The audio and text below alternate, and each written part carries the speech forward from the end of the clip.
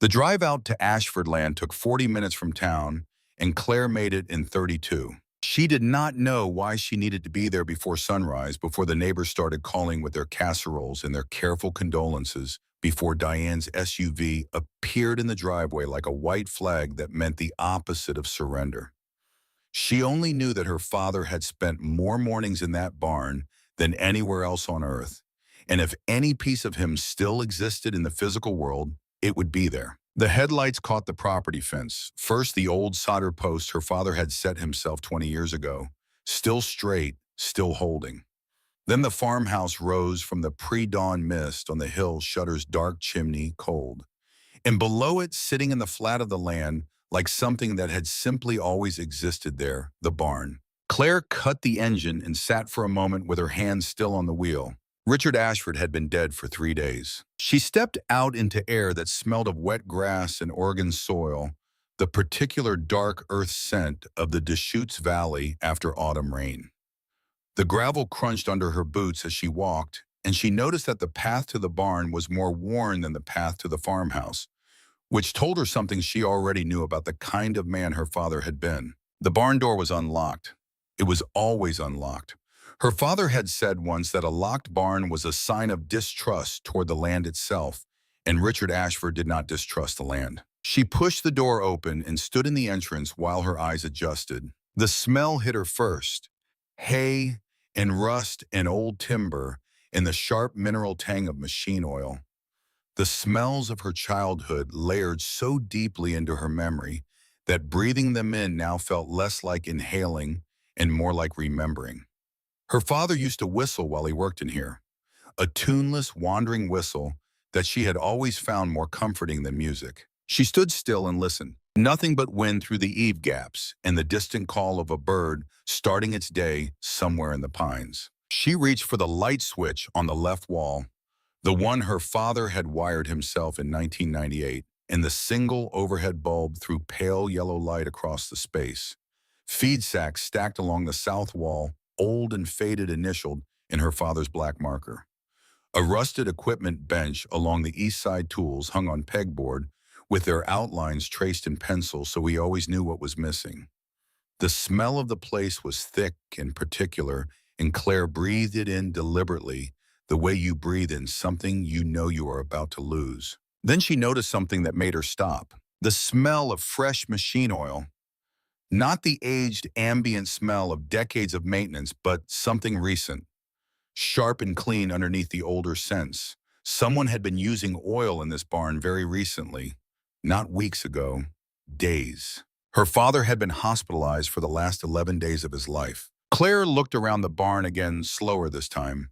Nothing appeared disturbed. Everything was in its place the way her father kept everything.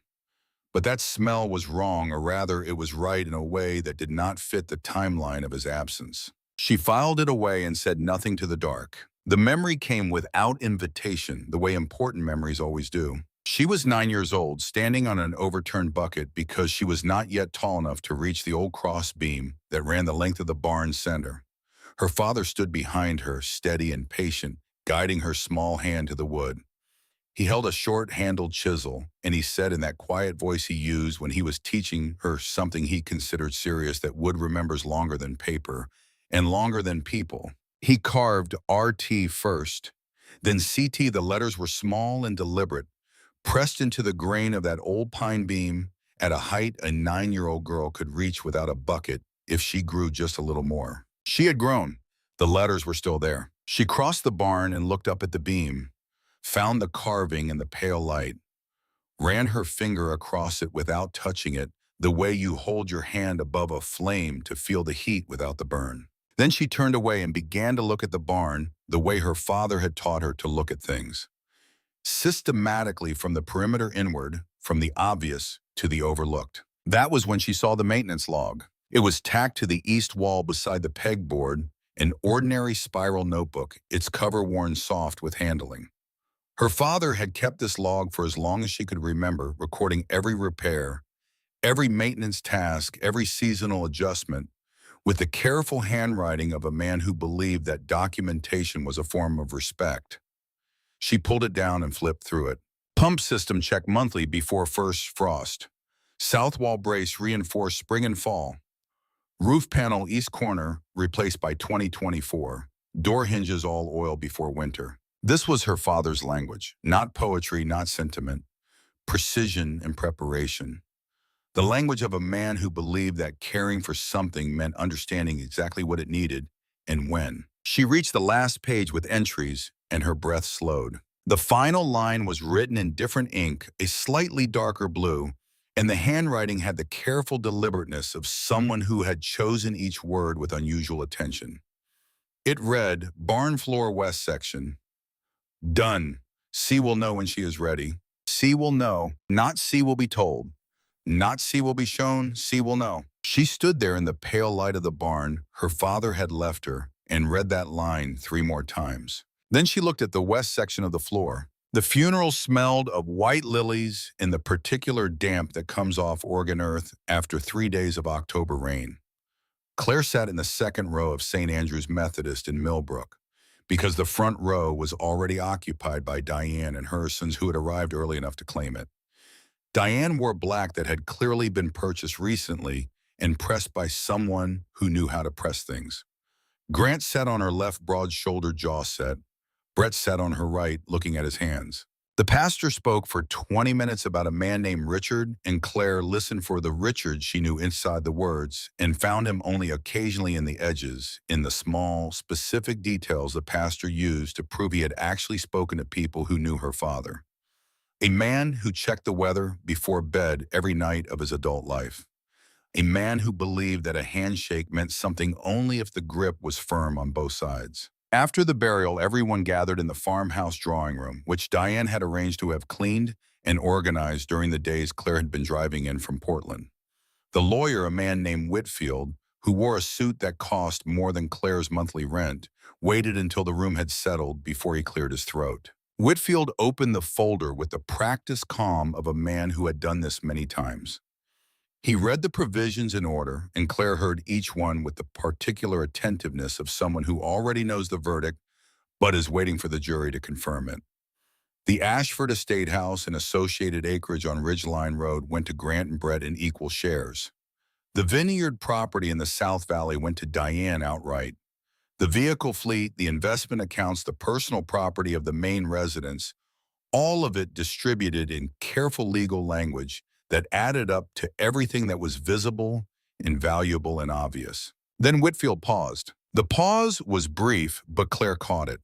His eyes moved to the folder, then to her, then back to the folder in a sequence that took less than 2 seconds and told her everything about what was coming and how he felt about reading it aloud. And to Claire Ashford, the farmhouse and adjacent barn on Miller Creek Road. The silence lasted exactly long enough for Grant to break it. Guess she gets the hay. Brett laughed first, the short, reflexive laugh of a younger brother following a cue. Others in the room made sounds that were not quite laughter, but were close enough to serve the same purpose. Diane did not laugh. She arranged her hands in her lap with the careful composure of a woman who had decided in advance how she would behave during this moment. It is symbolic, she said, addressing the room more than Claire. He always said she had an earthy quality. He meant it as a compliment. Claire felt her cheeks go warm.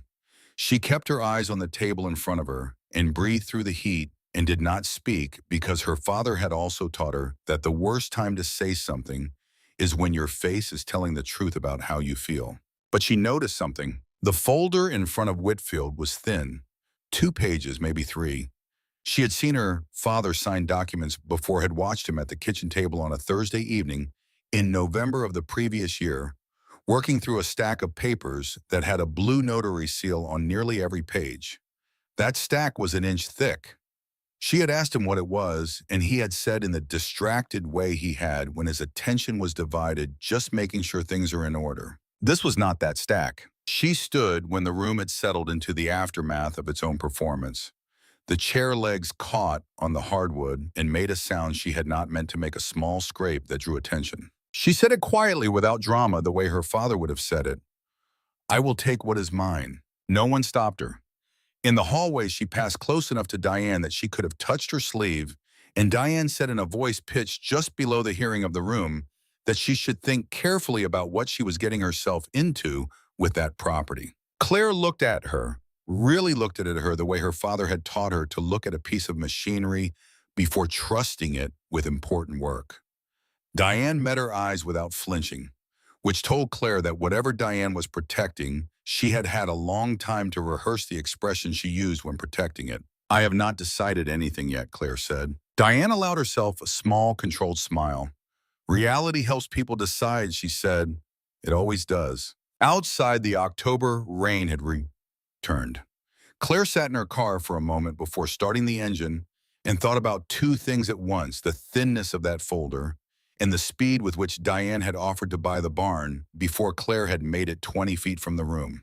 A woman who had just inherited a vineyard and an estate house and an investment portfolio was in a hurry to purchase a weathered barn on a working creek road. That was interesting. That was, in fact, the most interesting thing that had happened all day, which was saying something considerable. She drove back to Miller Creek Road in the rain. She found the broom where she had always found the broom, leaning against the south wall just inside the door, its handle cracked along one side but still functional. Her father had never replaced a tool that still worked. She swept from the east wall toward the west, and each pass of the bristles raised small ghosts of dust and chaff that drifted in the beam of morning light coming through the south-facing window. She worked without thinking, or rather, she worked while letting her mind run beneath the task, which was what her father had taught her. When you do not know what to do next, clean something. The work keeps your hands honest while your mind figures out the truth. The west section of the floor was different. She had sensed it before she confirmed it, a subtle change in the sound of the broom bristles, a difference in the way the dust lay. When she stood directly over the area near the northwest corner and went still, she could feel it. The floor in that section sounded different underfoot. Not hollow exactly, but less solid, less connected to what was beneath. She crouched and pressed her palm flat against the concrete. It was warmer than the surrounding floor by a small but measurable amount. She stood and looked at the maintenance log on the wall. Barn floor west section, done. She was still standing there when she heard boots on gravel outside. Tom Hadley was 61 years old and looked like someone who had spent 6 decades taking the weather personally. His face was the kind that comes from decades of outdoor work, seamed and tanned and entirely comfortable with itself.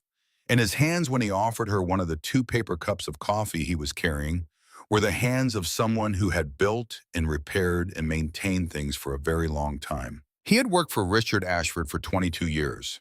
Claire had known him since she was in middle school, and in all that time she had never seen him make an unnecessary gesture or say an unnecessary word. He stood in the barn doorway and looked around the way a man looks at a place he has looked at 10,000 times before, and then he said that Richard had asked him to come when Claire started cleaning.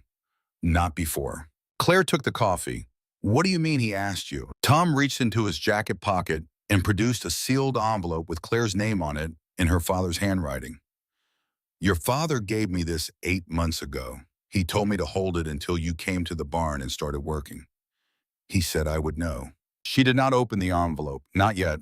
She looked at Tom instead. "You have known about this barn for a long time," she said. Tom drank his coffee and was quiet for a moment in the particular way of someone choosing which part of a large truth to offer first. "I know that your father spent more time out here in the last 3 years than anywhere else on the property.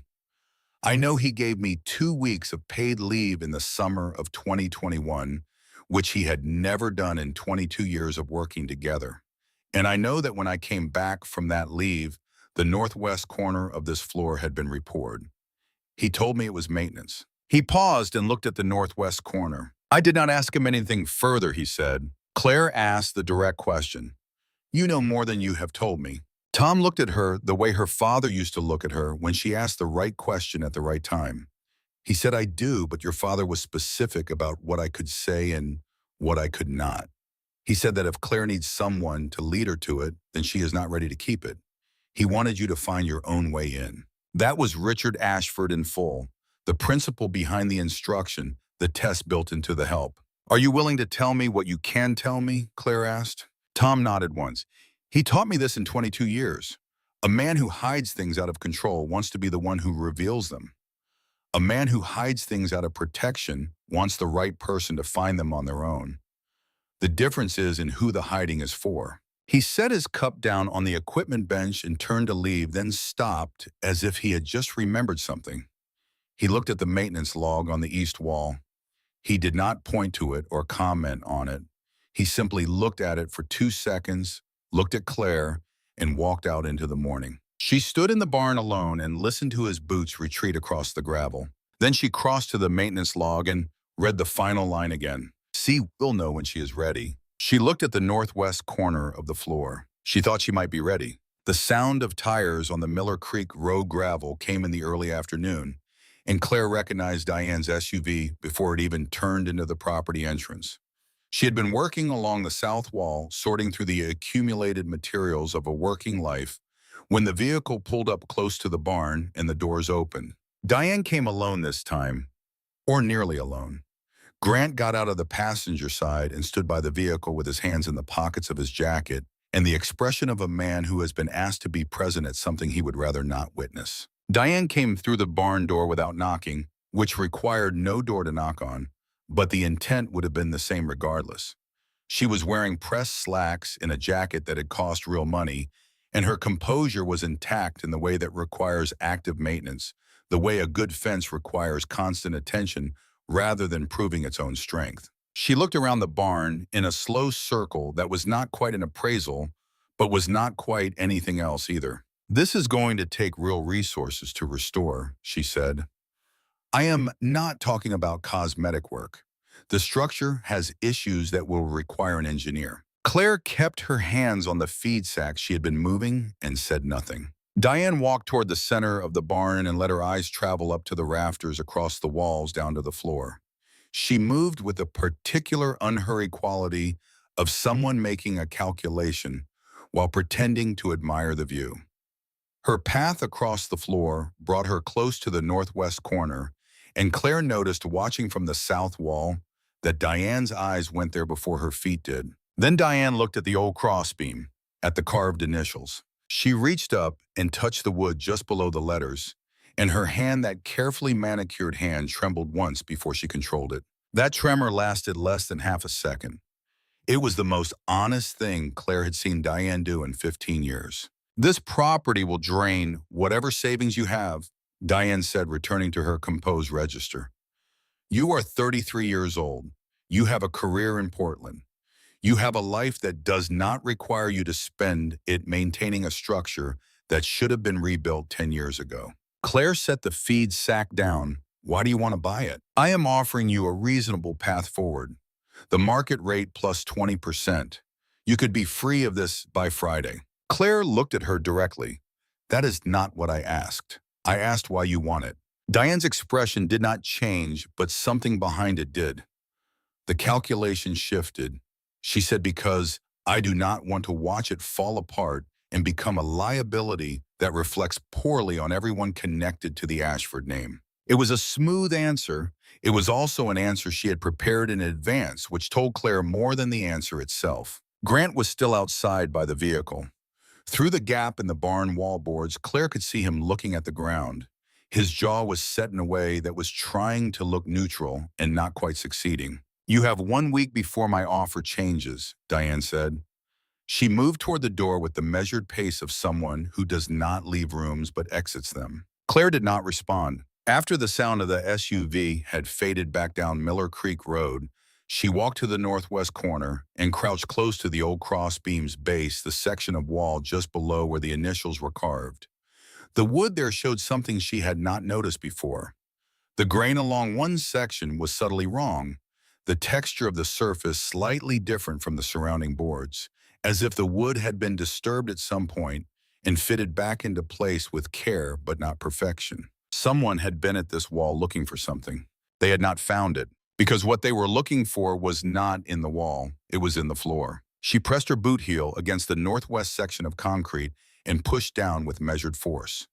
The section moved, not much, not dramatically, but it moved a fraction of an inch of give that concrete should not have. She pressed her palm flat against the surface and tapped 3 quick knocks with her knuckles. The sound that came back was not the solid report of concrete over packed earth. It was the quiet, resonant sound of empty space. Her phone rang as she was walking back to her car at dusk.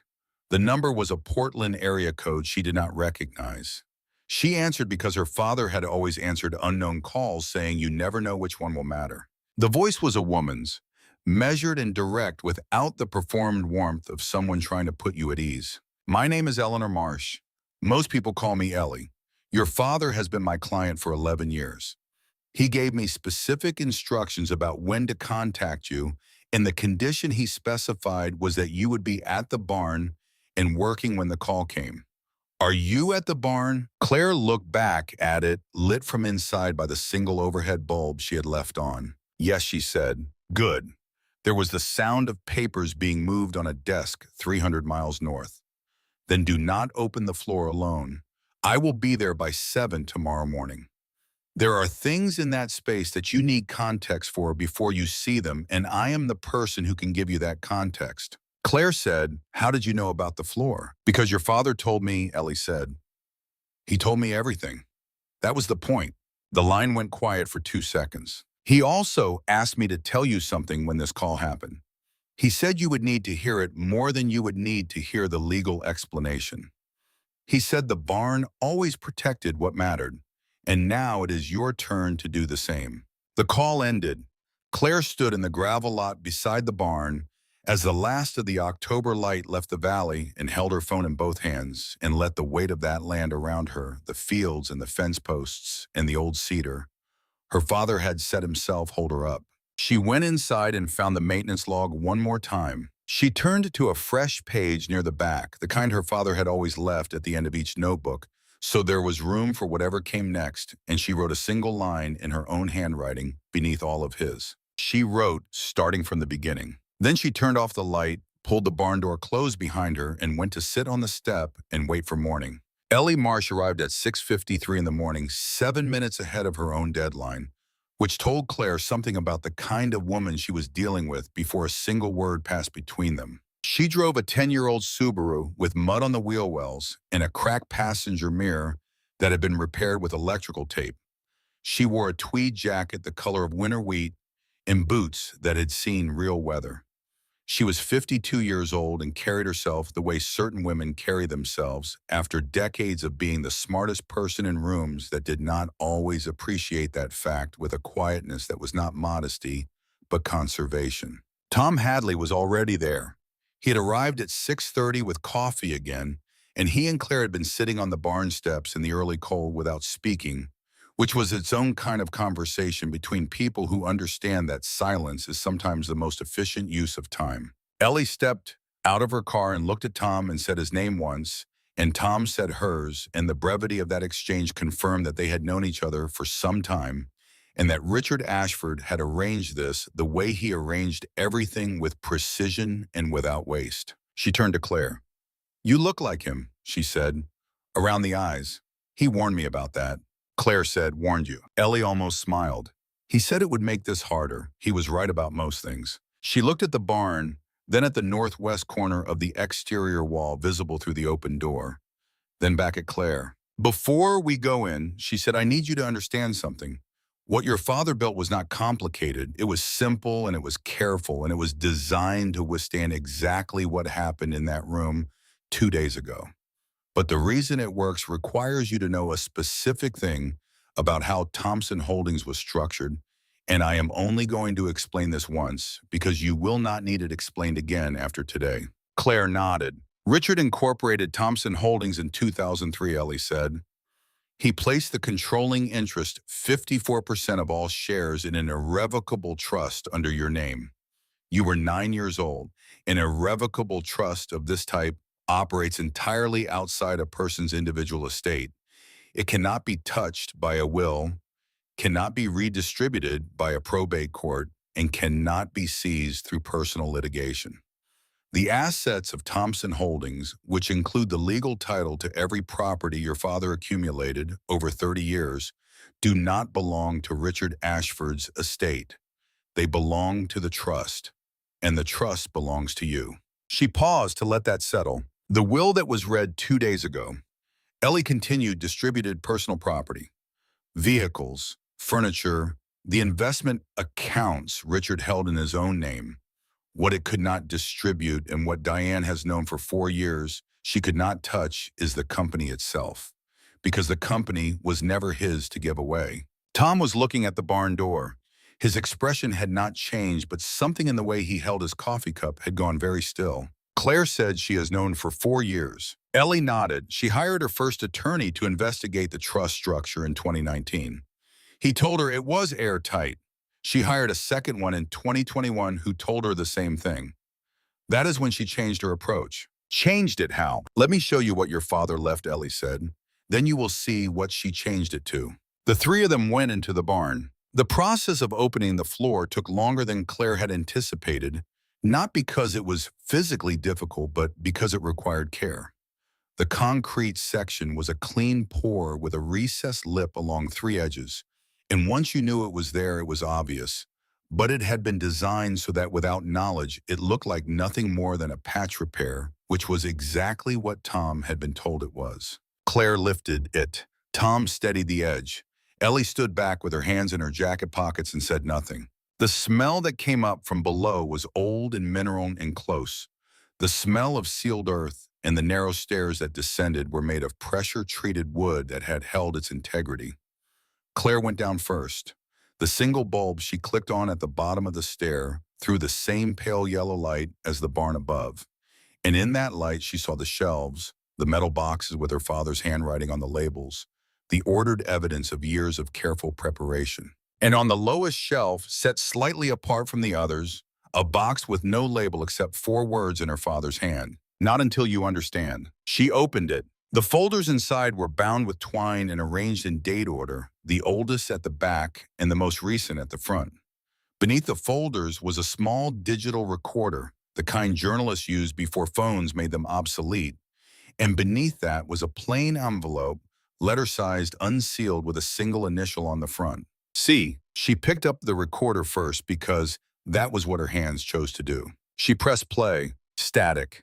Then her father's voice came out of the speaker, and the shock of it, the ordinary living fact of his voice in this underground room, hit her somewhere below the sternum and stayed there. If you are hearing this, he said, it means you found your way in on your own. And that means I was right about you from the start, which I was never in any doubt about, but it is good to have it confirmed. He paused. She could hear him breathing. She had forgotten the particular rhythm of his breath, how he always exhaled slightly longer than he inhaled, like a man perpetually trying to release something he had been holding. The company is yours, Claire. It has been yours since you were 9 years old. I built it under your name because I wanted you to have something that no one could argue about, and no one could contest, and no one could take in a room while you were sitting there listening. I wanted the ground under your feet to be yours before you ever knew you were standing on it. She sat down on the edge of a crate. She did not plan to sit. Her legs made the decision for her. Diane has been trying to find a way around the trust since 2019. Everything I built is designed to make that impossible. The originals of everything you are holding right now are filed with the Oregon Secretary of State's office. What is in this box are the copies I wanted you to have. Trust Ellie. She has been part of this from the beginning. Trust Tom. He kept this land running when I could not. And trust what you know about how I worked, because everything I did the way I always did it. Carefully, without shortcuts, and for the right reasons. Another pause, longer this time. I am sorry it had to be this way. I am sorry I could not just sit down with you at the kitchen table and say all of this out loud. But you know what your mother always said about me?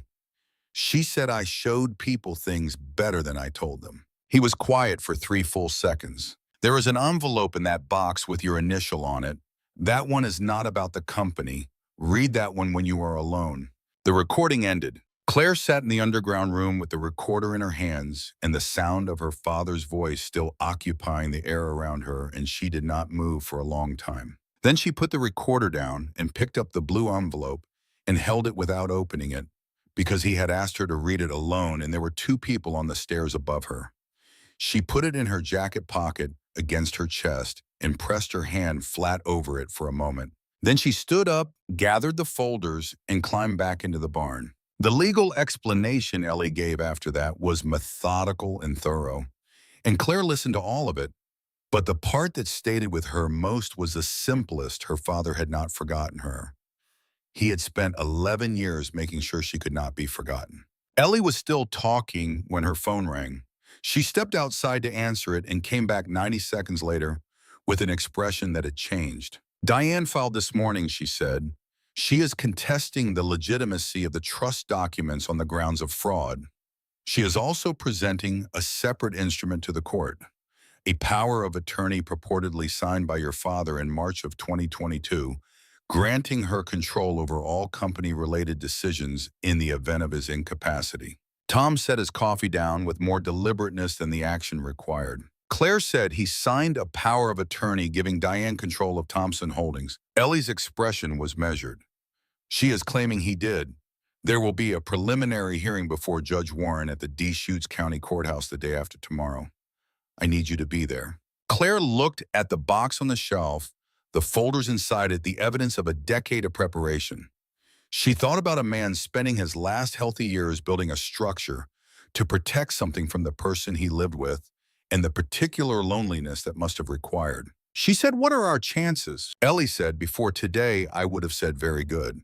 With this power of attorney in play, I would say the same thing. But it will take longer than I had hoped." On the drive to the courthouse 2 days later, Tom told her something in the parking lot before they went in. He said that in 22 years of working for Richard Ashford, he had never once seen the man sign an important document without a witness present. Not a lease agreement, not a contractor invoice above a certain amount, not a letter of intent. Richard's rule, stated plainly and never violated, was that anything that mattered required another set of eyes in the room. It was not a legal requirement. It was a personal one. He believed that a signature without a witness was an invitation to be misunderstood. Claire looked at him. The power of attorney has no witness listed. Tom said, "I checked the court filing this morning. No witness, no notary present at signing according to the document itself. Only the signature." He let her work out the rest. Judge Warren ran her courtroom the way certain judges run courtrooms, with the contained efficiency of someone who has heard every variety of human dispute and finds procedural clarity to be the most reliable antidote. She was 57, with close-cropped gray hair and reading glasses she wore on her nose rather than her forehead, and she listened to both sides with the same attentive stillness. Ellie presented the trust documentation first, methodical and thorough. The original filing with the Secretary of State's office dated 2003. The subsequent amendments, each properly notarized. The chain of title for every Thompson Holdings asset. She presented it the way her father would have recognized: no drama, no performance, just the accumulated weight of things done correctly over a long period of time. Diane's attorney presented the power of attorney next. It was a clean document. The signature looked right. Whitfield's notary stamp was on the bottom. Ellie stood and said calmly and without raising her voice that James Whitfield had been terminated as Richard Ashford's legal representative in the spring of 2021. She provided the termination letter signed by Richard, filed with the Oregon State Bar.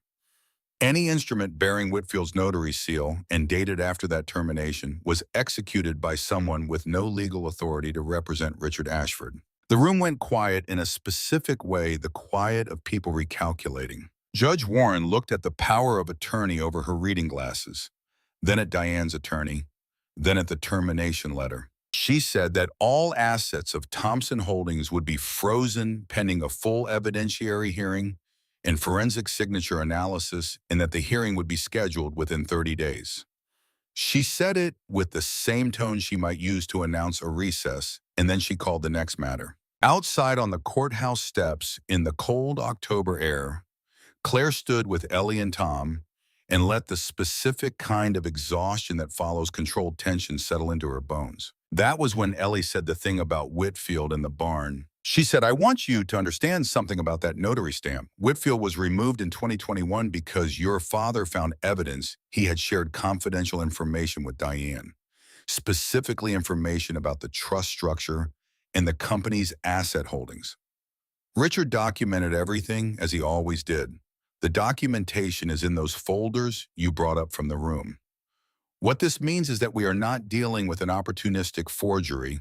We are dealing with a plan that began at least 4 years ago and involved at least two people working in coordination. Claire thought about the power of attorney, about the signature that looked right but was executed by someone who had no authority to witness it, about the fact that Diane had filed the very morning after the barn documents came to light.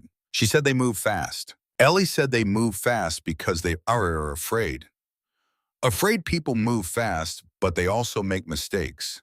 The Whitfield connection is a mistake they cannot explain away. Tom said nothing, but on the walk back to the parking lot, he fell into step beside Claire, and she noticed that his pace was slightly less weighted than it had been going in, and she understood that this was Tom Hadley's version of relief. Sandra Cole introduced herself 3 days later in the parking lot of the Millbrook Diner, which was where Claire had taken to eating breakfast because the farmhouse still felt like Diane's territory, and the barn did not have a table. Sandra was 41 and had the specific directness of a local journalist who had spent enough years covering a small community to understand that the most important stories were almost always the ones the powerful people were trying hardest to keep quiet. She had covered Richard Ashford's Thompson Holdings expansion in 2018, and she said so along with the fact that she had always found the story incomplete. "I know you have documentation," she said. "I know because I know how your father operated, and Richard Ashford did not leave his daughter a barn full of nothing. What I want to know is whether you will let me tell the complete story when the time is right." Claire looked at her. "How did you know about the barn?" Sandra said, "Because I was at the courthouse the day of the hearing, and I watched Diane's attorney's face when Ellie Marsh presented those trust documents, and I have been doing this long enough to know what a man who just realized his client is going to lose looks like." Claire thought about it. A story published too early would give Diane time to shape a counter-narrative to prepare responses to potentially destroy evidence that had not yet been located or logged. A story published at the right moment would be something different entirely. She said not yet. When the evidentiary hearing is over and the record is established, then you can have whatever you need. Sandra did not like this. She was honest about not liking it, which Claire respected more than she would have respected accommodation. She said, "You are asking me to sit on the most significant local story this year on a timeline you control." Claire said, "I am asking you to do it right instead of doing it fast. There is a difference." Sandra looked at her for a long moment, and then she took out a card and wrote a number on the back of it and said that this was her cell and that when Claire was ready, she expected a call before anyone else. That evening back at the barn, Claire opened the blue envelope. Her father's handwriting was steady on the first page and less steady by the third, which meant he had written it over more than one sitting and that the effort had cost him something. He wrote about her mother, about the first year after she died, about the specific shape of grief that comes when the person you built your life around is no longer there to confirm that the life you built was real. He wrote about making mistakes in the years after, about choosing poorly, about Diane, not with bitterness, but with the clear-eyed accountability of a man who had had a long time to understand his own failures. He wrote, "I married her because I was lonely and she was capable, and I mistook capability for warmth. That is a mistake I made once and spent 15 years understanding. The cost of that mistake was paid mostly by you, and I am sorry for that more than anything else I have done or failed to do." Claire sat on the barn floor with her back against the east wall and read all 4 pages and did not stop when her eyes filled because there was no one there to make her self-conscious about it. When she finished, she folded the pages carefully along their original creases and put them back in the envelope and held it against her chest the same way she had in the underground room. She stayed there for a long time. It was Tom who found the external hard drive. He came back the following afternoon to help Claire catalog the remaining documents from the underground room, and he was the one who noticed it on the lowest shelf behind a metal box of agricultural records, a small device no larger than a paperback book with a strip of masking tape across the front, bearing 2 words in Richard's handwriting: board meetings. Claire took it to Sandra's contact, a technology specialist in Bend, who worked with news organizations, and he had it readable within 4 hours. What he found on it was not board meeting recordings in any formal sense. It was a series of audio files labeled by date, the earliest from 2018, the most recent from March of 2022. Each one was a recorded conversation. Some were brief, some ran for over an hour. They listened to three of them together in the specialist's office. The first was Diane speaking with an attorney, not Whitfield, but someone else about the feasibility of challenging an irrevocable trust on the grounds of diminished capacity at the time of formation. The attorney told her the formation date of 2003 made that strategy essentially impossible. She told him to keep looking. The second was Diane and Whitfield, this one from 2020, discussing the power of attorney document. Whitfield laid out the mechanics of how it could be executed, what it would accomplish, and what the window of vulnerability would be if it were challenged. Diane listened and asked precise questions, the questions of someone who had thought about this problem from multiple angles for a long time. The third recording was the one that changed everything. It was dated March 14th, 2022. There were three voices, Diane, Whitfield, and a third voice that Claire did not recognize, at first low and precise, with the careful diction of someone accustomed to formal settings. Sandra recognized it. She put her hand on Claire's arm and said, "That is Dr. Harmon. He was your father's personal physician for the last 6 years." Claire looked at her. Sandra said he testified at the preliminary hearing that your father was fully competent when he signed the power of attorney. In the recording, Dr. Harmon's voice described the specific cognitive assessments he had administered to Richard Ashford in the final months of his illness. He described in clinical language how a determination of competency could be documented in a way that would support a legal instrument even when the patient's condition was actively declining. He described it cooperatively as if he were participating in a planning session rather than a medical consultation. The recording lasted 11 minutes. Claire sat in that office in Bend and listened to a doctor, her father's doctor, describe how to make a dying man's signature look like a choice when it might have been anything but. And she felt something shift in her chest, a slow tectonic movement like the floor of something settling at great depth. She said to Sandra, "You said you wanted the story when the time was right." Sandra was already reaching for her notebook. Claire said not yet, but soon. That night she could not sleep, and she drove to the barn at 11 and sat inside it with the lights off, which she had never done before, and let the dark and the smell of old timber hold her the way familiar things hold you when everything else is in motion. Tom found her there an hour later. He had seen her car from the road and turned in without calling ahead, which was a Tom Hadley kind of thing to do. He sat down on the equipment bench and did not ask why she was sitting in the dark, which was also a Tom Hadley kind of thing. She said, "I know everything now. I have the documents. I have the recordings. Ellie says our position is strong." Tom waited. She said, "So why do I feel like I am about to lose?" Tom was quiet for a moment. Then he said, "I have watched your father work through hard things for 22 years. Every time he was close to something important, he looked exactly the way you look right now. Not afraid, just quiet, like the thing he was about to do had finally gotten real to him." Claire said he used to call me the barn keeper. I never knew what he meant by it. Tom looked at her in the dark. He said, "I did. He explained it to me once. He said a barn keeper is not just someone who maintains a structure. It is someone who understands what the structure is protecting. The building is not the point. What is inside it is the point." Claire thought about what was inside this barn, what had been inside it all along waiting. She said, "The hearing is in 2 weeks. Tom said, "Then we have 2 weeks. She nodded. She felt the envelope in her jacket pocket, 4 pages of her father's handwriting, the thing he had not been able to say out loud. She was going to go into that hearing with everything he had given her, every document, every recording, every careful brick of a structure he had spent 11 years building. She was going to stand in that room and do the thing he had trusted her to do. She was still sitting there when her phone lit up on the floor beside her. A text from a number she had not saved. The message was 4 words and a name. It said she knows about the drive. It was signed Brett. She did not sleep after Brett's message. She sat in the barn until 2 in the morning with her phone in her hand and thought about what it meant that the younger of Richard Ashford's 2 stepsons had chosen in the middle of the night to warn the woman his mother was trying to destroy. She texted back one question. How does she know? The response came after 4 minutes. She has someone watching the technology office in Bend.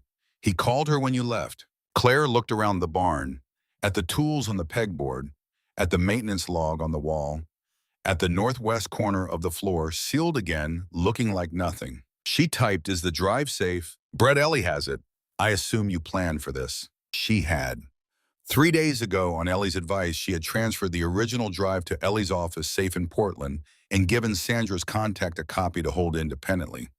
What Diane's people would find at the technology office in Bend was a receipt and a chain of custody log. Nothing retrievable. She typed, "Thank you." No response came. She did not expect one. In the morning, she drove to the hardware store in Millbrook and bought two small motion-activated cameras, the kind used for wildlife monitoring, and she mounted them inside the barn before 7-1, covering the main door and one angled at the northwest corner of the floor. She ran the feeds to her phone. She tested them twice. Then she went to the diner and ate breakfast and called Ellie. Ellie listened to everything about Brett's message and the surveillance at the Bend office and said nothing for a moment. Then she said that this changed their timeline in one specific way. If Diane knew about the drive and could not retrieve it, she would accelerate her legal strategy. The evidentiary hearing scheduled in 11 days might be preceded by an emergency motion. Claire asked, "Can she delay us?" Ellie said she can try to complicate us. There is a difference. But I want you prepared for the possibility that before this hearing, she will attempt something we have not anticipated. She has been planning this for 4 years. We should not assume we have seen all of it. That afternoon, Grant came to the farmhouse. He knocked, which she had not expected. She opened the door and he stood on the step with his hands in the pockets of a flannel jacket she had never seen him wear before. In the absence of the suit, of the whole expensive architecture of the person he usually presented, made him look considerably younger and considerably less certain of himself. She let him in because her father had always said that the conversations you do not want to have are usually the ones that matter most. He sat at the kitchen table and looked at his hands for a moment before he spoke. He said, "I did not know about the power of attorney." I want to be clear about that. I did not know about Whitfield. I did not know what she had been doing with the lawyer since 2019. Claire sat across from him and waited. He said, "But I heard things a few years ago, an argument between my mother and your father that I was not supposed to hear. I was coming through the back of the house and they did not know I was there. Your father was saying that he had not built what he built to leave it to whoever was willing to fight the hardest for it. He said he built it for the person who would understand what it was for." Claire was quiet. Grant said, "My mother told him that she would make sure that person was not you. And he told her that she was welcome to try because he had spent a long time making sure trying would not be enough." The kitchen was very still.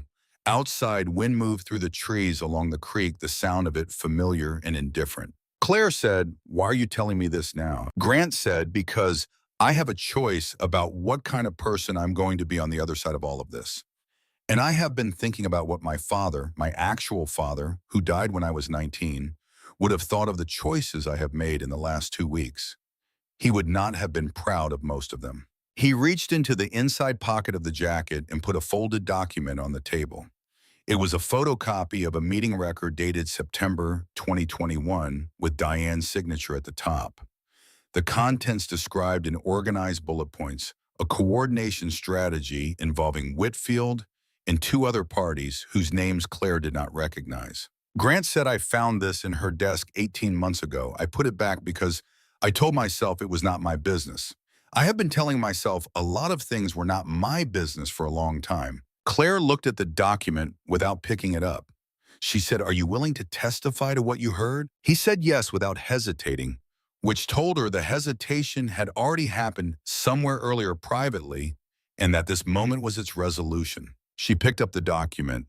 She said, "I am not going to thank you for doing the right thing this late, but I am not going to hold the lateness against you either." He nodded. He stood and pulled his jacket straight and walked to the door, and he paused there with his hand on the frame, the way people pause when they have one more thing to say and are not sure it will land correctly. He said he talked about you, not often, but when he did, he always called you the one who would keep it going. We thought it was just something fathers said about daughters. We did not understand he meant it literally. He left without waiting for her to respond, which was the right instinct. She sat at the table for a while after the sound of his car had faded with his document in her hands in the morning light coming through the kitchen window, at the angle that always reminded her of early starts of her father already up and already outside before she had even finished her coffee. The night before the hearing, she could not stay inside. She drove to the barn at 9 and parked and went in and stood in the center of the space with the lights on. She looked at the pegboard with the tools arranged in their outlines. She looked at the maintenance log on the wall.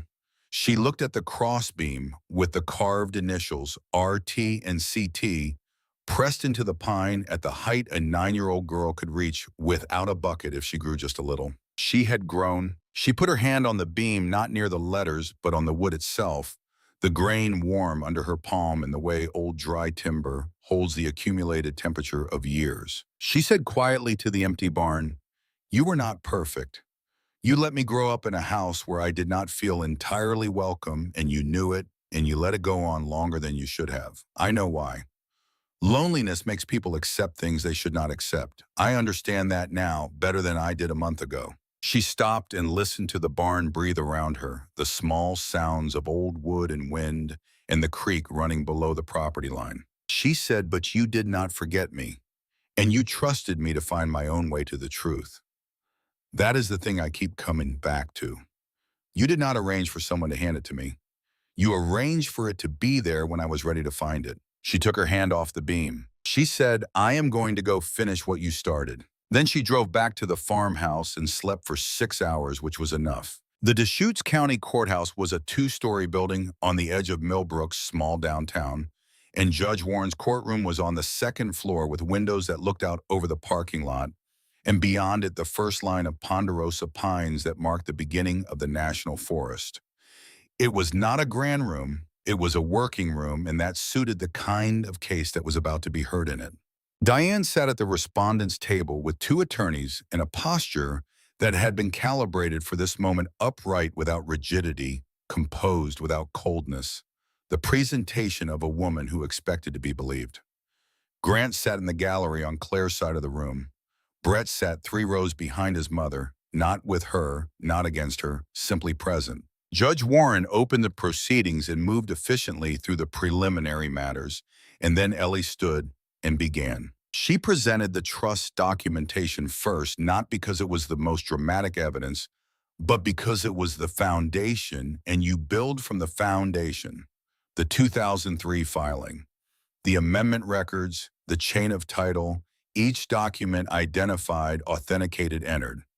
She moved through it with a precision that matched Richard Ashford's original construction of it, and Claire sat beside her and watched Judge Warren's face, which was giving nothing away and absorbing everything. Diane's lead attorney rose when Ellie sat.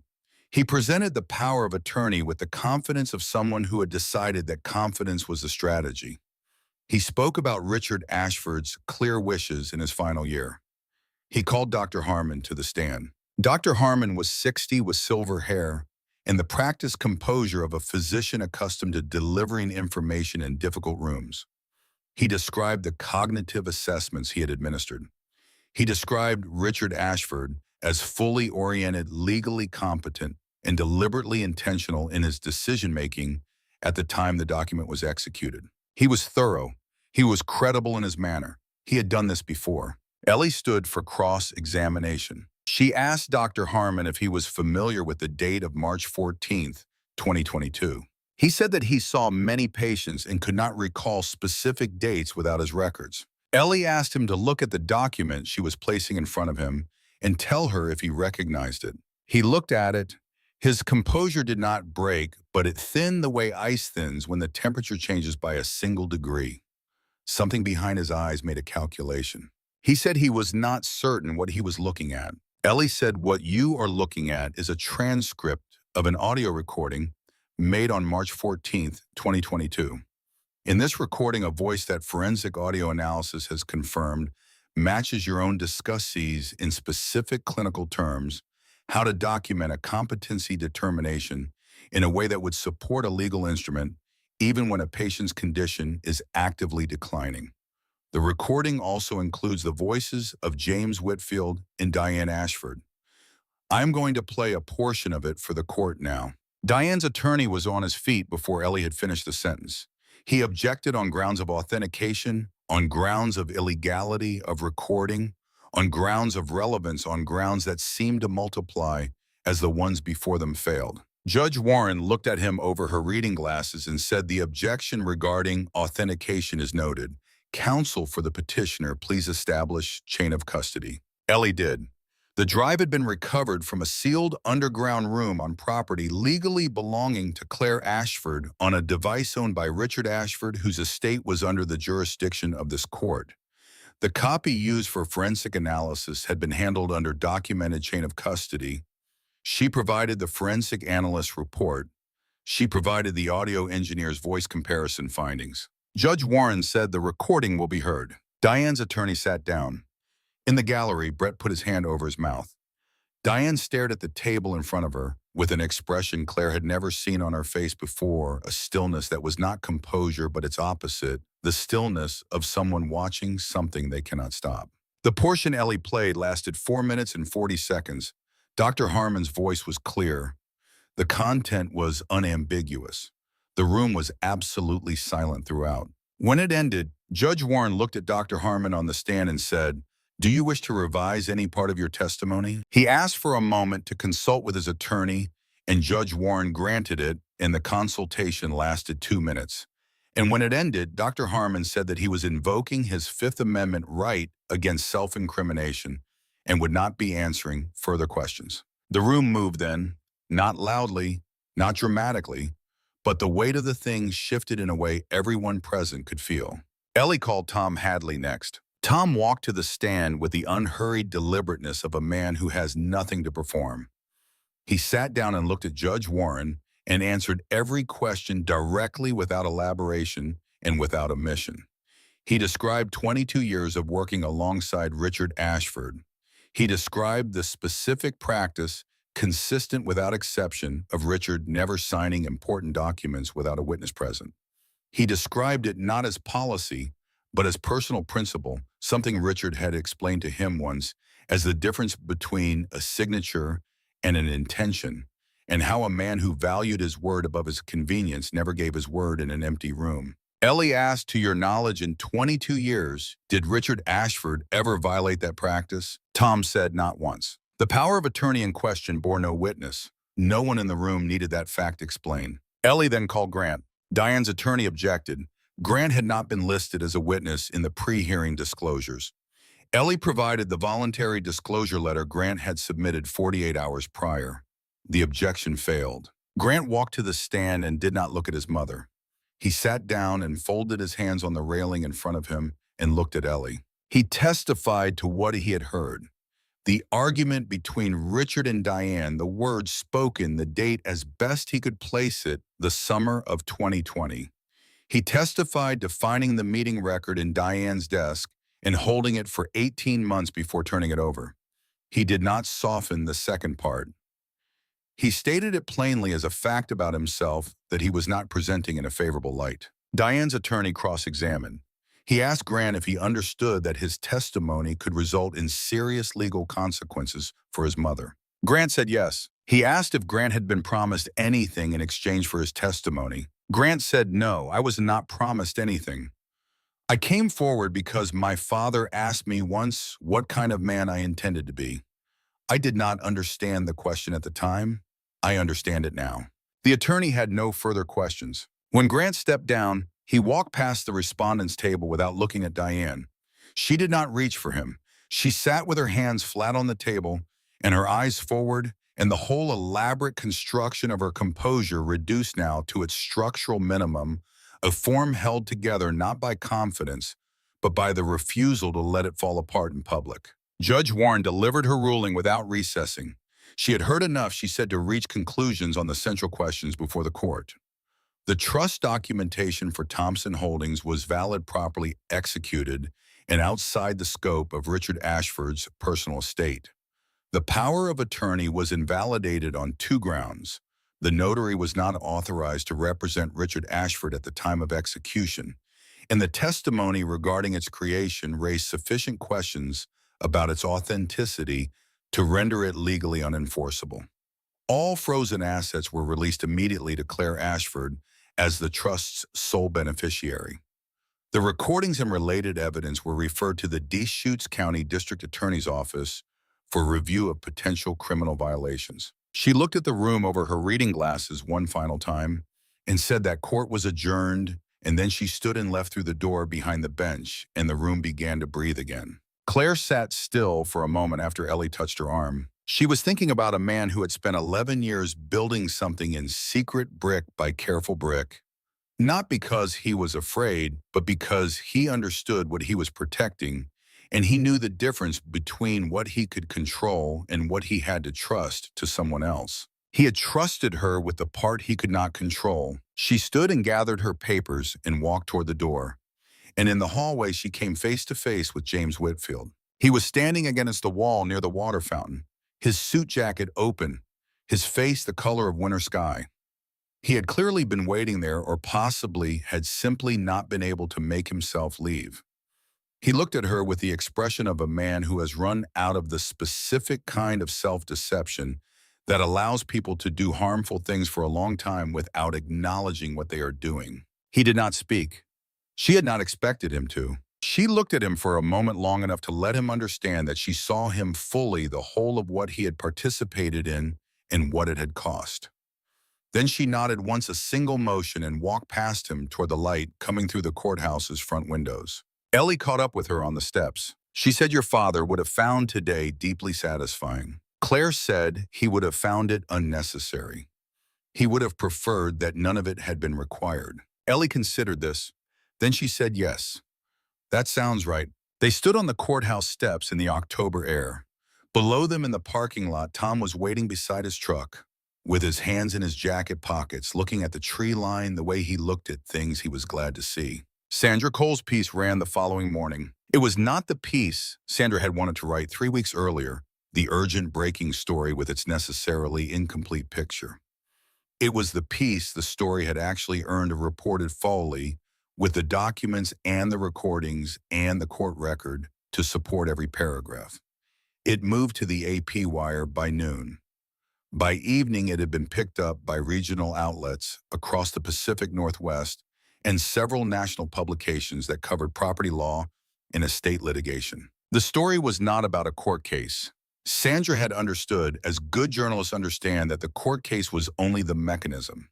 The story was about a man who had spent 3 decades building something worth protecting and had trusted his daughter to be the one to protect it, and about a daughter who had walked into a barn that smelled of her father and found everything he had left for her when she was finally ready to receive it. The response to the story was large enough that Diane's attorney announced the following week that no appeal would be filed. 3 weeks after the hearing on a Saturday morning, when the first hard frost had turned the valley fields silver, Grant and Brett drove out to Miller Creek Road together. Grant was driving. Brett had a wooden box on his lap that he held with both hands, the way you hold something you have been entrusted with and are glad to be giving back to its rightful place. Claire met them in front of the barn. The door was freshly painted a dark red she had found in the storage shed, still sealed the same color her father had used before the original coat faded into the gray-orange of weathered wood. She had spent 2 days on it, working from the top down, and the barn looked like itself again, or like a version of itself that had been rested and was starting over. Brett held out the box. Inside, on a bed of folded chamois cloth, was Richard Ashford's pocket watch. Brass case leather fob, the surface warm from being held in someone's lap for an hour of driving. On the back, engraved in script, smaller than she had expected, for the one who keeps what matters. Grant said he told our mother he had lost it 2 years ago. She believed him, or she said she did. Brett said he was keeping it for the right time. He just ran out of time before the right time came. Claire took the watch and held it in both hands and felt the weight of it, not heavy, but present, the particular presence of an object that has been cared for over a long period. She pressed the release on the saw when the case opened, and the face was clean and the hands were still. It had wound down sometime in the week since Richard died, as all unwound things do when the person who attended to them is gone. She looked at her stepbrothers. Grant had his hands in his jacket pockets and was looking at the barn with an expression that was working through something complicated. Brett was looking at the fields, the frost-silvered grass, the creek line marked by bare cottonwoods. She said, "I am not going to tell you that everything is fine. It is not fine yet. It may take a long time to be anything close to fine." Grant nodded. He said, "I know." She said, "But you did not have to come that morning to the farmhouse. And you did not have to get on that stand. Those were choices, and they cost you something. And I know what it costs to do the right thing late." Brett said quietly, still looking at the fields. "He would have been ashamed of us. We both know that. We have known it for a while." She did not disagree and did not offer comfort because neither would have served him.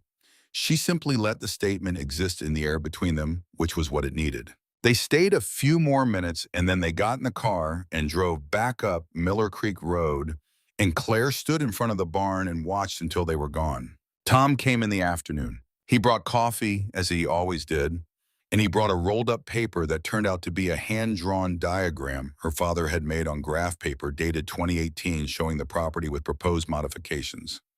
A covered equipment area along the south field, an expanded irrigation line from the creek, a second structure smaller positioned to catch the morning sun. Tom spread it on the equipment bench and weighted the corners with tools. He said he started drawing this the year before he got sick.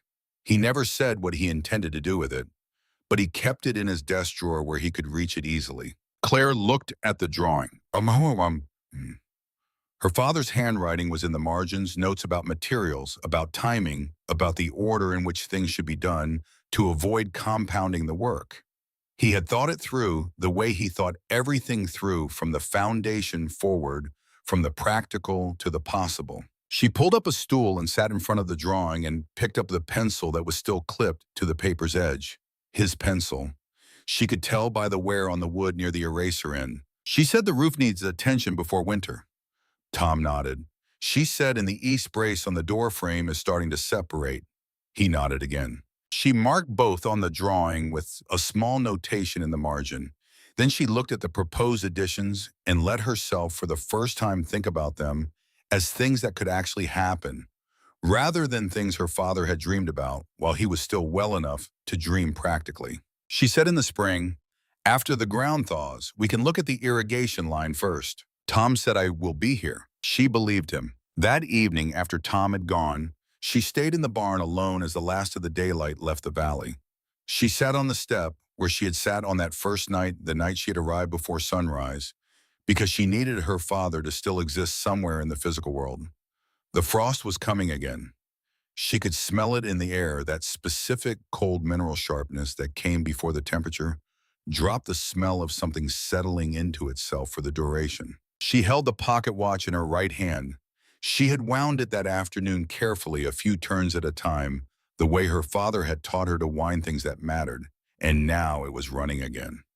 She could feel the movement of it against her palm, the faint transmitted rhythm of the mechanism doing its work. She looked out at the property, the fields going silver in the fading light, the fence post her father had set himself still straight, the farmhouse on the hill lights on in the kitchen where she had left them, because her father always left the kitchen light on when he was outside after dark so the house would look inhabited, so it would look like someone was coming back. She thought about 11 years of careful preparation, about a man who had understood that the most important things you build are not the ones other people can see, but the ones that hold everything else up from underneath.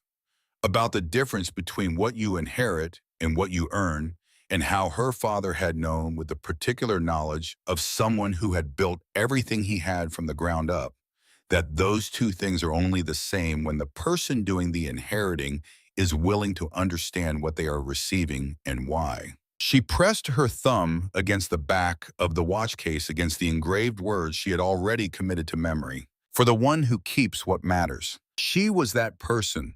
She had been that person since she was 9 years old, standing on an overturned bucket in this barn with her father's hand guiding hers to the wood.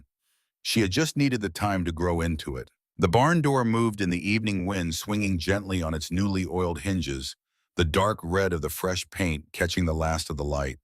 It had been a door that opened onto her past. Now it opened onto something she was going to build. She got up from the step, went inside and turned on the light.